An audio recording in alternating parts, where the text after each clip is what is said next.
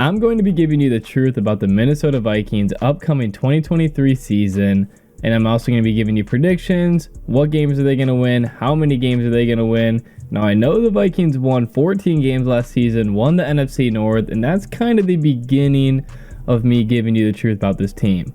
I'm telling you now, this team is not going to accomplish more than what they accomplished last year. In winning 14 games, they're not going to win 14, and they're not going to win more than 14. There's no way that happens again. And I know this next part is also highly talked about. You've definitely heard it before, but the Vikings were 11-0 in one-score games all last season. And it's unbelievable. It's the NFL record, and they also set the NFL record for the biggest comeback in NFL history. Essentially, my point is that I think the Vikings got fairly lucky last season. Their comeback with the Colts, their comeback against the Bills, that Jefferson catch and the fumble on the goal line, extremely lucky. Week 3 against the Lions, they should have lost that game, but poor management by the Lions, they ended up winning. Now, I'm definitely not saying you should write all of these off as luck, because the Vikings played good enough football to keep themselves in position to still have a chance at winning the game. And when it came down to it, they were able to make the right plays at the right time and clutch up. So throughout the second half of last season, most people were calling the Vikings frauds. You know, they weren't really seen as a scary team, not really seen as a 13-win real threat. And in the playoffs, their season came to a tragic end as they lost to Daniel Jones and the New York Giants. And this loss just really hurts because everyone saw it coming. Everyone was talking about how the Vikings are frauds. And this was like a real chance, I feel like, for Kirk Cousins to kind of show everyone that he's a really strong quarterback. Because I think Kirk Cousins is a little underrated. I'm not trying to bash the Vikings in this video. Kirk Cousins is a pretty solid quarterback. He just hasn't really had that much postseason success. He hasn't really been in the postseason very much. I believe this was only his 4th year making the postseason, and it was quite an embarrassing loss, not only because the Vikings lost, but because Kirk Cousins got outperformed by Daniel Jones, and the Vikings defense made Daniel Jones look like a MVP. So now that we're done reviewing last season, I feel like that game, their loss against the Giants, is kind of a huge tell of how the Vikings are as a team. Their offense is pretty solid, a little inconsistent, but overall pretty solid. If you take away the one Dallas game where they lost 40-3, they had a pretty solid year offensively. A few first half struggles, especially against the Colts, but pretty solid offense. And then defensively, the Vikings are ass. Last season, the Minnesota Vikings defense was bottom 5 in pretty much every category: in yards per game allowed, passing yards per game allowed, rushing yards per game allowed, points per game allowed. They're giving up 25 points per game and nearly 400 yards per game. Not good. They fired Ed, hired a new defensive coordinator in Brian Flores. I think this is a step in the right direction. It definitely helps to get a better defensive coordinator, new schemes, new motivation for the players. But overall, last year this defense sucked. They were young, maybe not the best defensive coordinator, but what is really going to change in just one offseason with a new defensive coordinator? It wasn't like they hired a ton of talent in the draft. They went defense with picks 2, 3, and 4, but how far can that really take you? Like, how much can this defense really improve in one offseason? Kirk Cousins had a pretty solid year. Not his best year, but a really good year. The offense played really well. They also got fairly lucky in some of their comebacks. They also won 11 one-score games.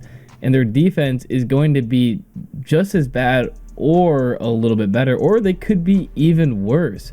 That's the thing I'm saying, is if you win 13 games under those circumstances, the very next season, I'm guessing the Vikings are maybe looking like 8 or 9 wins. The good thing for Vikings fans is that there's still hope. Kirk Cousins is still playing great ball, still have a solid quarterback, solid head coach, solid offense. There's just some questions defensively, and can your offense keep a super high production, especially if the defense is playing bad. Now, people say the Vikings are overrated.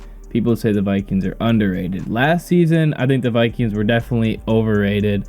I called them out on it. I predicted the Giants to win, and the Vikings somehow lost that game.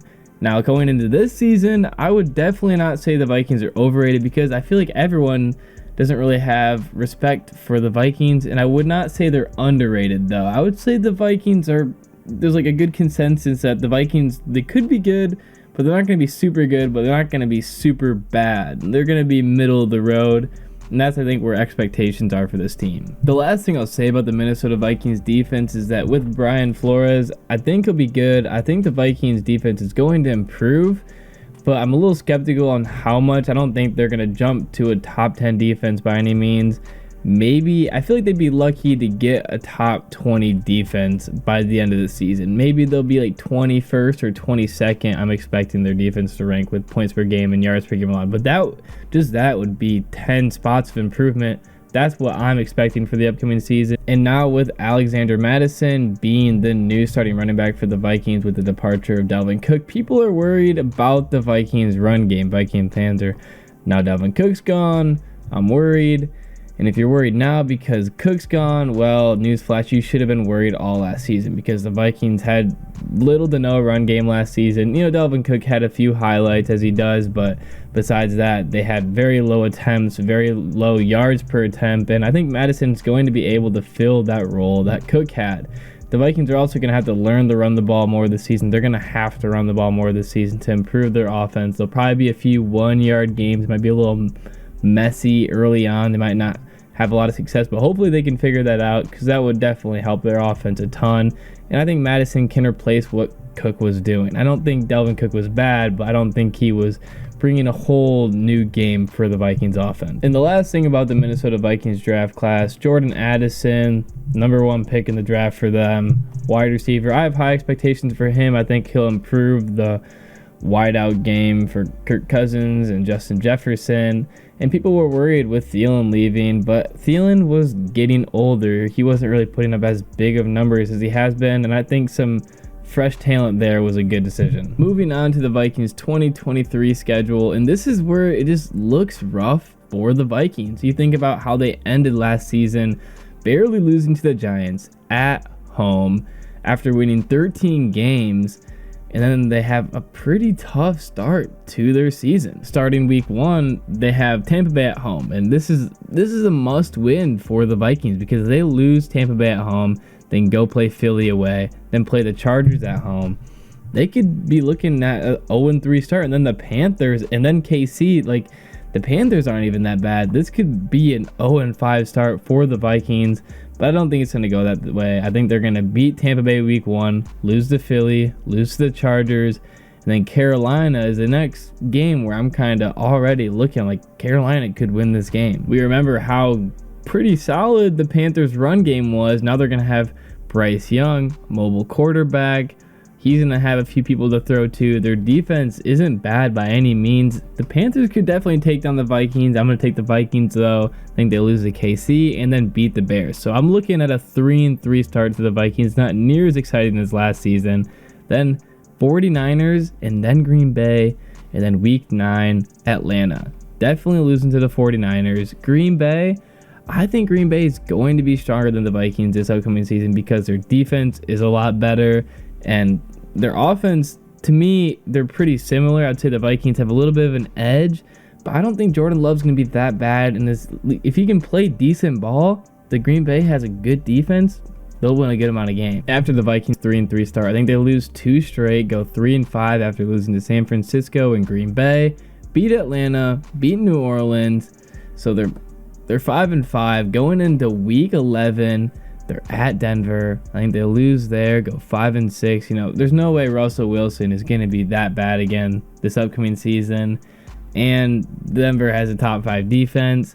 Chicago, I'm going to take Chicago to lose. Vikings fans are probably scared there, thinking that Chicago, I think it's definitely possible Chicago can beat the Vikings, but hopefully the Vikings can step it up there.